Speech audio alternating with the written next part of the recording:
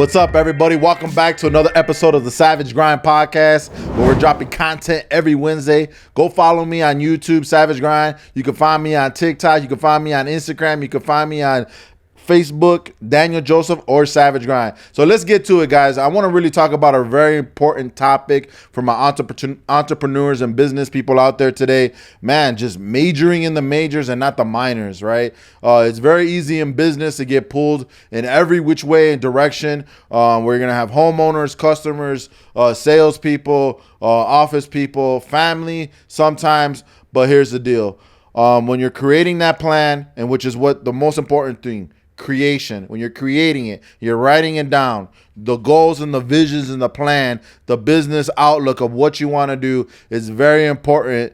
When that plan is done, that's when the action starts, and you have to stick to it. I'm right here today saying that we had a rough couple months because why? I know firsthand I caught myself not majoring in what was important in my business. What is my most important 5 things that I need to do? And we're going to talk about that today. What are my most important 5 things that I need to do every single day? And maybe that can help you guys in business what you should be doing.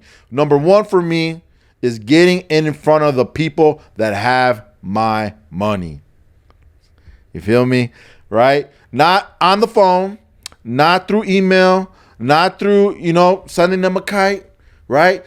Getting in front of them face to face with an actual paper agreement or contract or some kind of form of where we're going to do business. And to me, that is my number 1 way how we generate revenue for our business, right? And that should be the main priority for you as a growing, thriving, striving, bigger ideas and plans. Getting in front of the people that, if it's capital that you need for your business, funding, the banks, the prospects that I want to invest in you and your business and your new idea, like getting in front of them with your business plan, if that's what the case may be. But the point is, you got to get in front of the people that got your money, right? If you're not in front of them, talking to them face-to-face, discussion with a plan, with a piece of paper and a pen, then you have nothing, right? You're just blowing smoke. You're wasting time.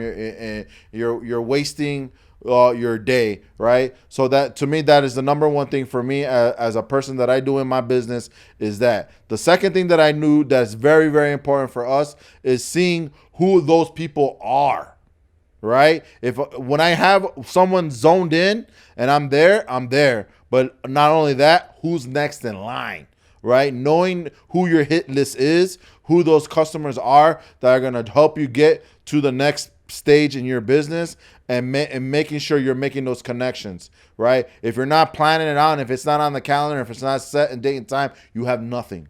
You have nothing. So making those times official, whether or not you're doing it on your Google Calendar, you're doing it on your phone, you're doing it on a piece of paper, like make sure you get those times and dates locked in to be in front of those people. And if you're not going to make the time or you miss that time and day, you're rescheduling and keeping that time and date, because those are the people that are your potential next people to have your money. So number 1, getting in front of the ones that got it. Number 2, making sure the next line of people in line to get to our schedule to get in front of them. Okay, that's number 2 for me. Number 3 is making sure that everybody within my business that's helping me, that I have to delegate to, has a task in hand, right? Because it's very important for me to have a key players in my business to free me up to do what's most important. I also got to make sure my downlines that are under me, my number 2, my number 3, my number 4, and number 5 have their tasks to get completed, because those are stuff that I'm delegating out to them. Because before I was wearing those hats for number 1,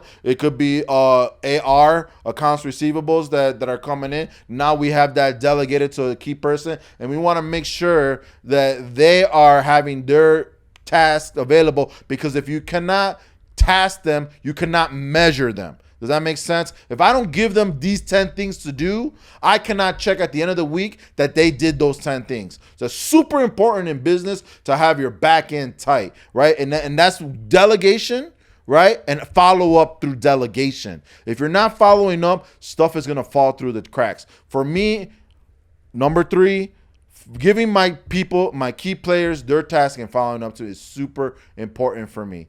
Number 4, always keeping the vision alive. We talked about this on a previous podcast, but it's always important for me to always make sure that my whole team understands where we're going as a business, that from the housekeeper that comes and cleans the offices to my CFO, me, my account receivables, everybody knows the plan. Everybody hears the vision. It is no mistake. Everybody's on board. So number 4, making the vision statement clear and always broadcasting the vision. Everybody knows where we're going, what is expected, and what the plan is, right? That's always got to be at the forefront every week, every other day. If you feel like the morale's coming down, hey, get it back up, get the energy moving in the office, and get it fresh again and bring the topics back up. Hey, this is what we're doing. This is where we're going. Don't forget, like, this is the mission, right? So that brings me to number 5,